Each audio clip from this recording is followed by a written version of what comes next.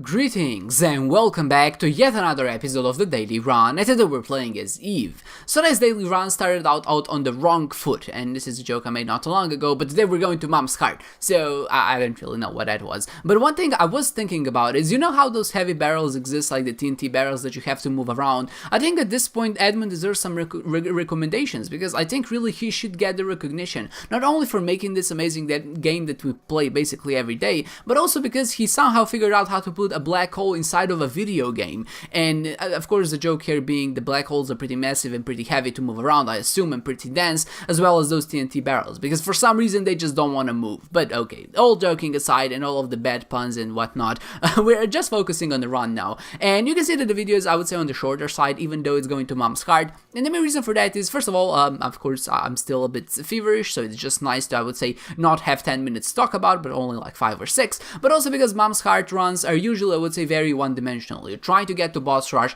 and then you try to find a sacrifice room, and if there is one, you take it, and if there isn't one, then you don't take it, and just finish the run at Mom's Heart. Or of course, there's always a chance of an AOS rune, or maybe the shovel, but it doesn't really change overall strategy all that much. But in this particular run, then nothing interesting really happened. We were just going through the runs. It was a strong run right out of the bat. We sure didn't get a lot of damage upgrades or DPS upgrades, but there were enough to, I would say, keep the run sustainable.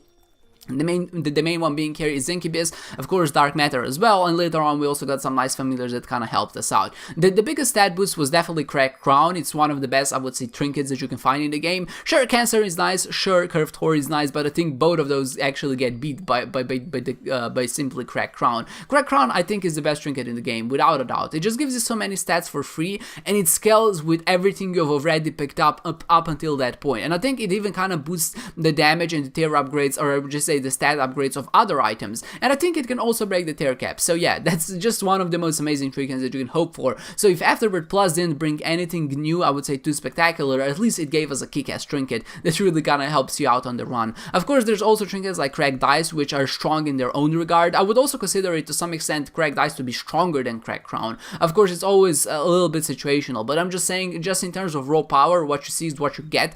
Cracked Crown is definitely up there. I said Cracked Crown so many times, it just sounds like not a word to me at this point, but doesn't matter. Of course, the Cracked Dice in this case being so many cracked things in Isaac, man.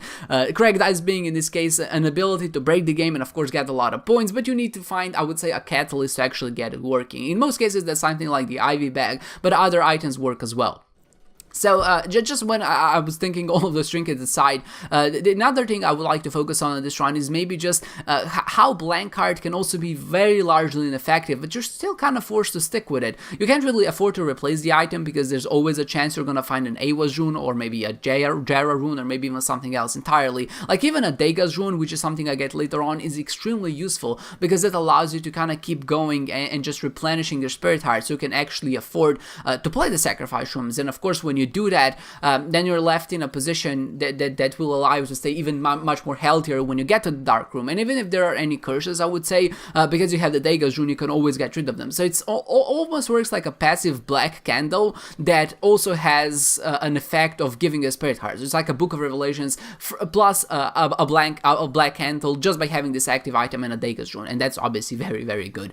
But besides that, because we got to a certain point, I was also hoping that there would be some other things that maybe we can use. And of course, at a certain point, I said it again, and just repeating myself, but it doesn't matter. I found a Hierophant card, and because I was like, oh, this is a good card, I just immediately used it. But of course, the sane choice there would be just to keep it with my blank card, because that would be the perfect way to actually regenerate my health. Not only would I be able to play the blood banks much more often, and if I found like an Ivy Bag later on, that would also allow me to do it without any red health, but also if there was, like I said before, a sacrifice room, that would be just a much better way to stay healthier overall. So that would definitely be the preferable choice in this case, but I did stick with what I had, and throughout the run, at a certain point, of course, I decided to just take the 2 of clubs. I used that to get to 99 bombs, and then I replaced that by a teleport card. The teleport card here wasn't all that useful because I did find the Mama Mega, so I wasn't in any rush, but the idea was I go to boss rush, I teleport out, explore the rest of the floor, and then I can go back in again. And if there was a sacrifice room on this floor, even after teleporting out, I wouldn't have used it,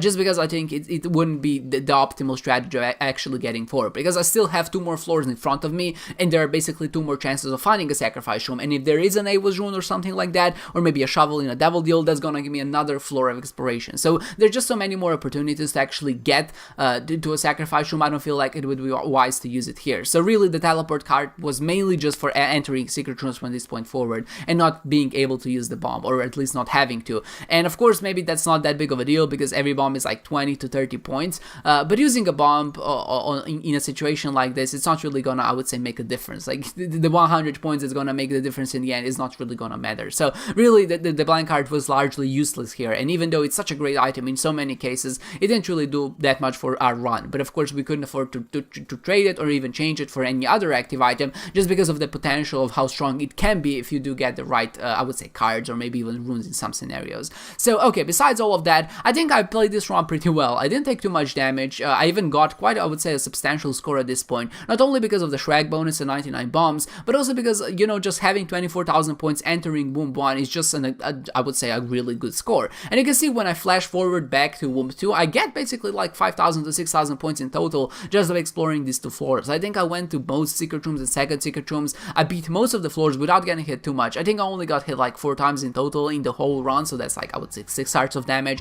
And that, of course, is reflected in our damage penalty, which is relatively low. And because of that, you know, we played relatively well, we got some Shrek bonus, and in the end, we just ended up ranking in a pretty good spot. It's not a breaking run, it's not, I would say, an extremely difficult run, it's just a really solid run that allows you to go to the end, and if you play well, and if you play smart, and if you don't take too much damage, then you're kinda bound to rank in a good spot. So with all of that said, I hope you enjoyed this one, guys, and I hope to see you next time.